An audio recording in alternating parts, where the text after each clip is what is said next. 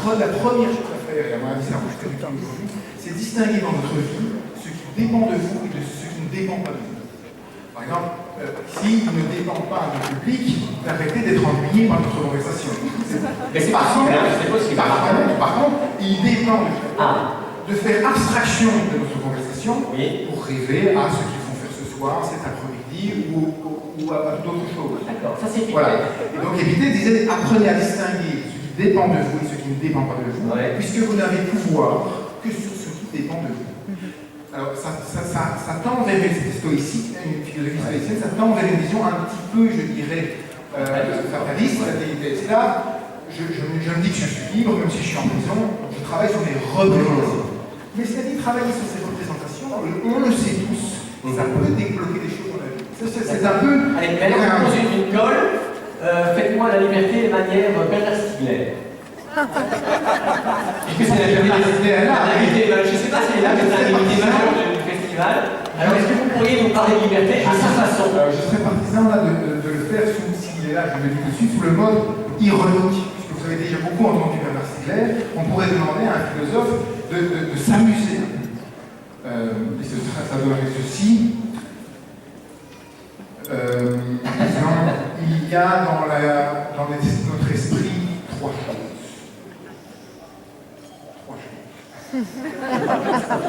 Les représentations primaires, les rétentions, pas représentations, les rétentions primaires, les rétentions secondaires et les rétentions tertiaires. Toute la question de la liberté tient au statut des rétentions tertiaires.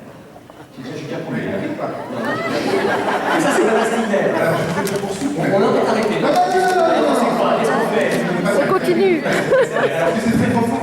Ah, d'accord, mais je suis sûr, ça va être compliqué. Alors, rétention primaire, c'est le fait quand j'écoute, quand je vous écoute pour le moment, quand j'entends une musique, c'est les notes qui viennent d'avoir lieu qui continuent à être présentes dans le message. La mémoire immédiate. Rétention secondaire, c'est je me souviens de votre question d'il y a 10 minutes. J'espère entendre. Rétention secondaire, c'est-à-dire c'est pas le passé du présent, c'est le passé dissocié du présent.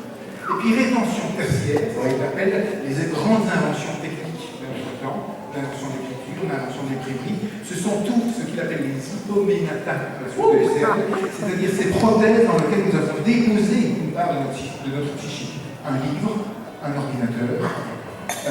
Ah oui, le passé qui est dans un mot.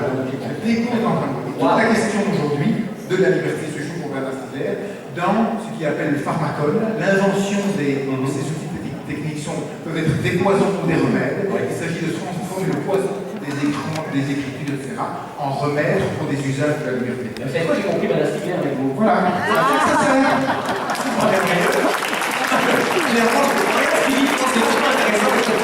En fait, la Stiegler, il y a un savoir-faire, mais pour le faire savoir, c'est compliqué. Pas mal. On est dans la rétention quaternelle. Je ne vais pas te récompter plus longtemps. Je vais te laisser partir, on peut l'applaudir maintenant. With the flow. Mais en fait, c'est l'endroit où je joue qui détermine les choses. Par exemple, dimanche dernier, je jouais en plein air au Château de Carvel sur la scène.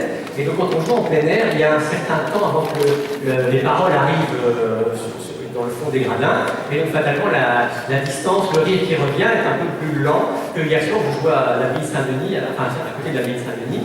Où là, la salle est toute petite, j'avais des gens tout près de moi. Donc là, c'est le tac de tac. C'est comme du. Si vous voulez, la différence, c'est que soit c'est du ping-pong, soit du tennis.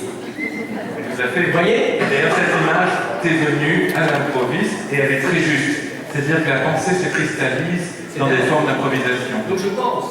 Mais tu penses tout le temps, sinon tu ne ferais pas rire. En fait, c'est facile. Quand vous avez un humoriste qui ne fait pas rire, c'est qu'il y a quelque chose qui ne fonctionne pas. Soit il ne sent pas la salle, soit ses effets sont calculés d'une manière mécanique. On a presque, on entend le coup de cymbale derrière et les gens se disent « Oh my God ».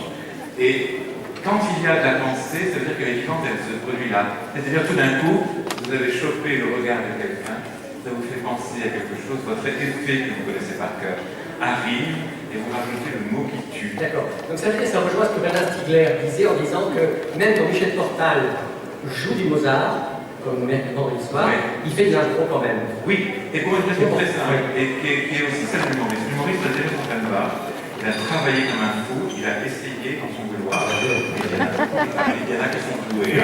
Voilà. Il y en a d'autres qui doivent. Voilà. Mais en fait, la variété de situations, de salles, de public, de décors, la variété de souffle, le tempo qu'on a dans le corps, le fait qu'on est énervé, qu'on est triste, qu'on est gai, est infini.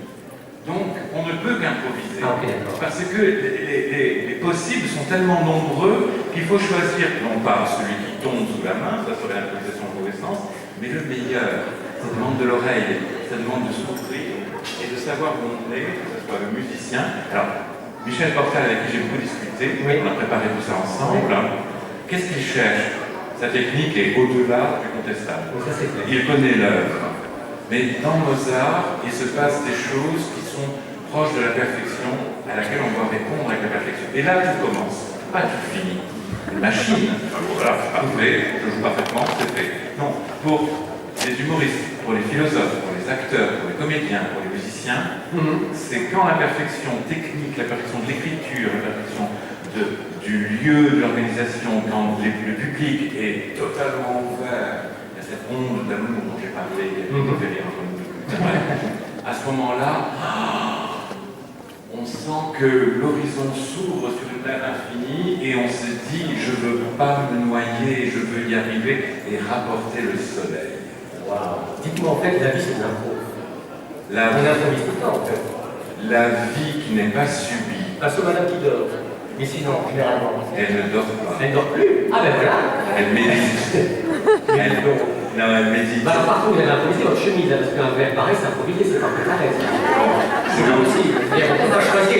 Oui, c'est improvisé, c'est pas possible. Cher public de tournée, je vais vous répondre à deux niveaux humoristiques et réels. En fait, ce matin, quand j'ai ouvert mon armoire, je suis désolé, tout est préparé, cette chemise était déjà dans mon armoire. Oui, je n'ai pas été l'acheter ce matin. La chemise du dimanche. C'est pas la chemise du dimanche.